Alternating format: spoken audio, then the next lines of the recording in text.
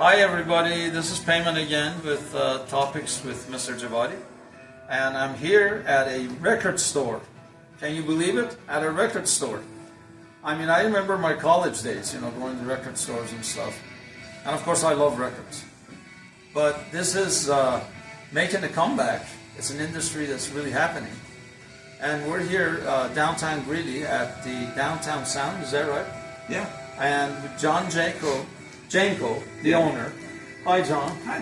Thank you for allowing us to do this. Oh, yeah, of course. Well, tell me, first of all, how long have you been doing this? Because I understand it's been quite a while. Well, I have a little bit of a background. Back in my college days, when there was a record store here in Greeley called The Finest Records. I remember well, yeah. Yeah, I worked there for a while, a year or two, something like that. So that I had that little bit of background, and then this store, we've been doing this for about 3.5 years now. 3.5 years. Yeah. And the store existed before that, but we purchased it about 3.5 years ago. So altogether, it's been a number of decades, hasn't it? Yeah. Would you say? Has it always been just the record side of it, or have you been involved in music in other ways as well? Well, my personal, history with music is there's not a lot. I haven't been a professional musician or anything. I'm more of a fan. I mean,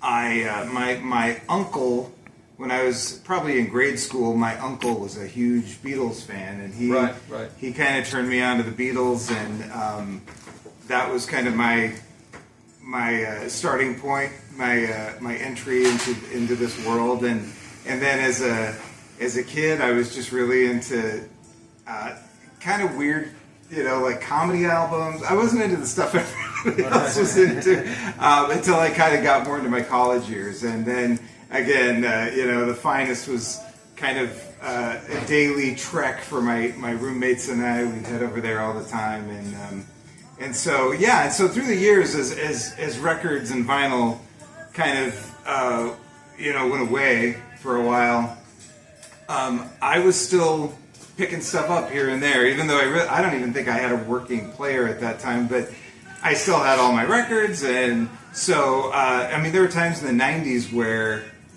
you'd find records for under $10, brand new records for like $8 or something. I'm like, oh, this is neat. I'll pick this up, and years later, it's worth a lot more than $8. But yeah. Yeah, it's really exciting. My brother and I were just, and by the way, he's the one who's taping the show.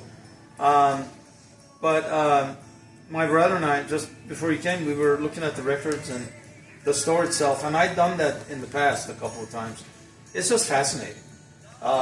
Just the history of it, the art of it, the love of music. I mean, it's just incredible. It's alive. And why don't you talk about that a little bit? Well, I mean, it is. It's kind of one of our partners, Dave. He kind of calls this a music antique store in a way. So where a lot of these records a lot of them are really relics from 40, 50 years ago, and it's really fun to think about how many hands these records have passed through to get to now, and especially the ones that are still in good shape. Like, oh wow, a lot of people must have taken good care of this to get to this point. Right. But yeah, it does. I mean, music has a really kind of a visceral effect on people. For me, there are definitely certain albums, certain songs that evoke a certain time in my life or a certain feeling or a certain season. Like now that the weather's getting nice, I have a playlist of songs that are just like, these all are summer songs to me for whatever reason. I mean, I just have a memory or something, and we get a lot of people in who like you said, they come in and they're like, this takes me back to my high school days or my youth, and it's the first record store they've been in years, and so it's kind of a walk down memory lane for a lot of people, and then we're getting a lot of younger people are really getting into it as well. So it's this kind of multi-generational thing now, where people, our age and older are teaching their kids and their grandkids and about it, and they're getting record players and getting into it for sure. Well, and that love for music, the question that I asked you some 7 minutes ago about your involvement in music, I understand your son has a band. And he does. He's doing really well with that. And he's the musician in the family. I'm my background is in theater, so I've done a few musicals here and there, but a little bit of instrument playing here and there, but nothing too extensive. But he's the rock and roll god. Somehow there's been an impact there. Somehow, somewhere. I got him his first setup. We were really struggling for money, and over the years, this was years ago, I was at thrift stores and would pick up pieces of, stereo equipment until I put together a little system for him and gave it to him for his birthday, and then and a few records, and since then he's been addicted as well. Yeah, well, that's awesome to see that. They say the apple doesn't fall from the tree. I'm happy to feed his horrible addiction. So, no, it's just awesome. The atmosphere is wonderful. I see excitement here when I step in. A lot of, by the way, you're busy, generally speaking. Yeah, we've been pretty busy. And a lot of people come in here. I commented on that to a friend of mine with email. I said, man, the place is busy. So, what do you think is driving that? What do you think is bringing people back to records? Well, by the way, it is a circle. The record is so it goes and it goes all the way through. It's kind of a circular thing. The circle of life. Yeah. Go ahead. It is an interesting thing. It's and it's something we strived for with the store, and we were in Loveland before this. Right, your son said and so when we moved the store here for a variety of reasons, we really wanted to find a spot that we felt like had, for lack of a better term, the vibe that we were looking for. And for some reason, this space just felt like this was a great place. And so we've really worked over this last year and a half to make it a place that, like you said, is kind of vibrant and thriving and fun. We want everyone to feel welcome when they come in. We want everyone to feel like they can chat about music with any of us, or what they're looking for. And we don't know everything, but we're getting there. No, it's wonderful. It's wonderful to be part of. What, may I ask, drove you to go into the record business? Well, it was during COVID, and I just happened to notice that the store had gone up for sale, and so we just contacted the owners and kind of threw our hat in the ring and said, hey, we're really interested. And when it all turned out that we were able to buy it,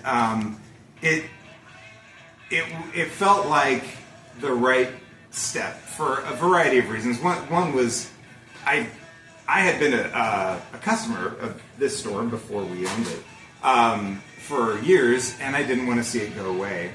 And I also didn't want the community to lose this either, because and of course since then we did have to move the store to Greeley for several reasons, but the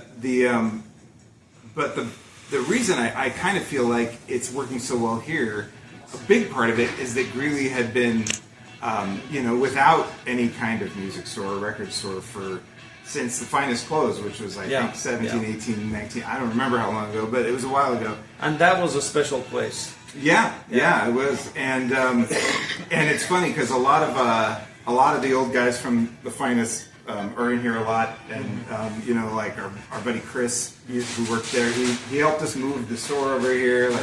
So there's definitely some Finest connections there and some support there, which is great. But yeah, I think, Greeley's a really thriving music community. We've got the Moxie, we've got, UNC they've got a phenomenal music program, jazz program. So I think the elements were all right for it to just kind of be something that the community was hungry for. Right. And I think it really has worked out great. Well, and I heard through the grapevine, because you never know what surprise you may get.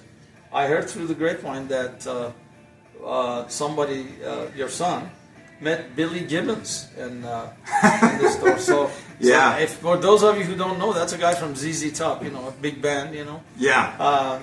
It was that was an interesting story because we were really busy. I had a lot of stuff going on, and I can't remember what was happening, but I had to run some errands, and so I was grabbing some stuff from the store to take somewhere, and I noticed there's this guy with this funny beard, and he was playing one of our guitars. He was testing out a guitar, and I was like, "Oh, that guy looks like the guy from ZZ Top." Oh, I gotta go. So I and I didn't think it was really him. And then we come to find out later, yes, it was him. He checked out some of we had pedals and guitars at the time. We don't sell those now, but and Ben got to chat with him, and he was a super nice guy. Bought some stuff, and it was really nice. That's beautiful. Again, it's part of that history, nostalgia. But it's more than nostalgia because it's alive and present. Mm-hmm. Yeah. And, it's so active, and I just love that. And I know as a music fan, you do as well. Oh, yeah. So it's an awesome thing to be a part of. Tell me how it's going presently, and are you pleased with what's going on? Yeah, it's going great. I feel like, it just takes a while to get the word out that you're in town and that you're here. We don't have a big marketing budget, pretty much no marketing budget. So, it's more word of mouth to let people know that we're here. And I feel like that's been happening a lot. We've been seeing, our sales slowly go up, and, things have been, or at the very least, have been steady.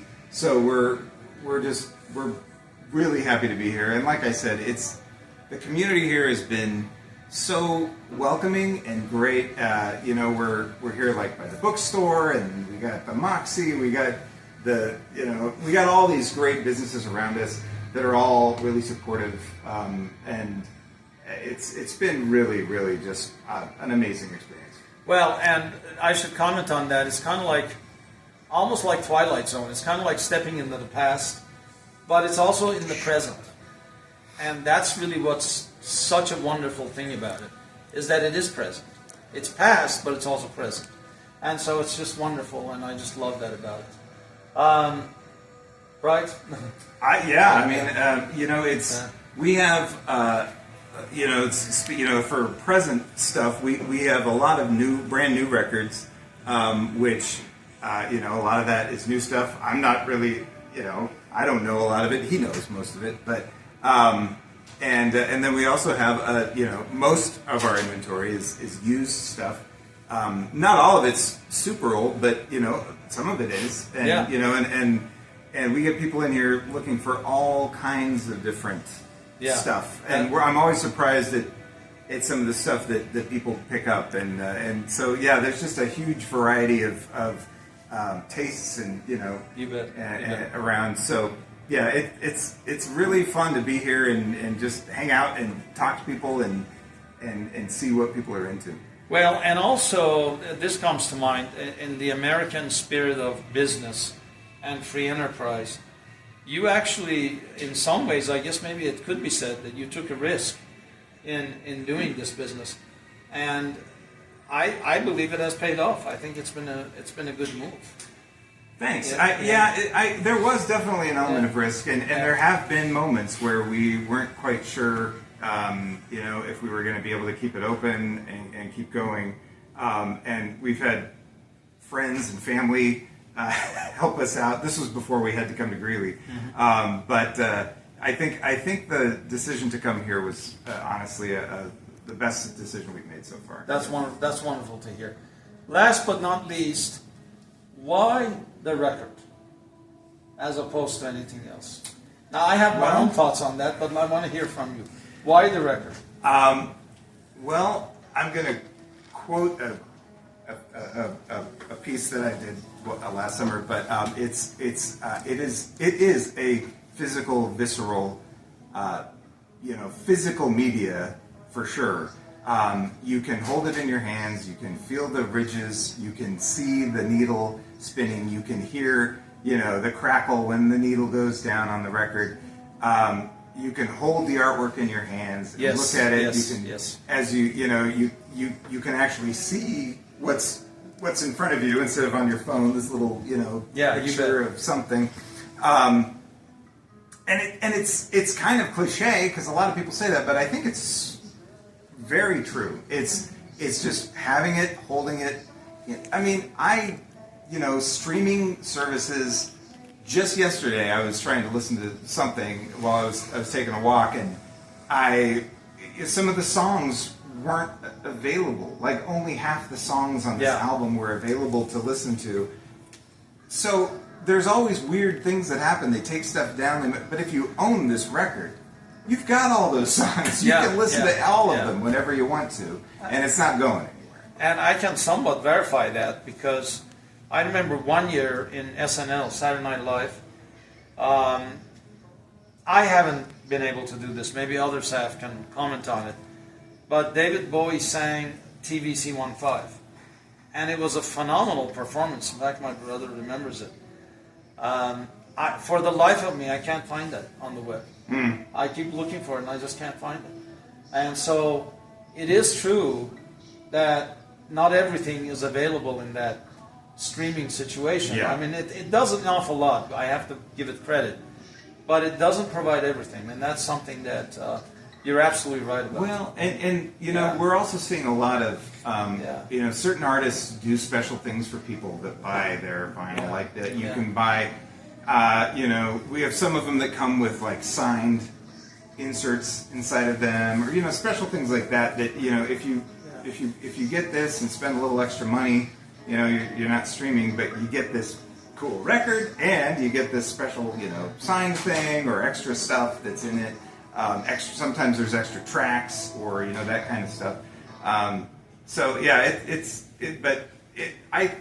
think it's really it comes down to just that physical. This is mine, and I can play this whenever I want to, and ultimately, it's fun. It's a really fun hobby to get into and it's relatively inexpensive. I mean, I would say the majority of the records we have here are probably under $10.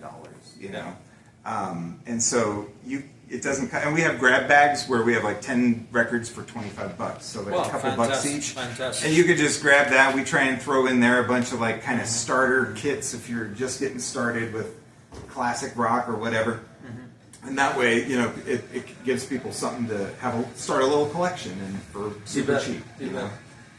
But thank you, John. Thank you. Really, it's been awesome. Yeah. It's been a privilege. Thank you for this. You're welcome. Thank you for coming by.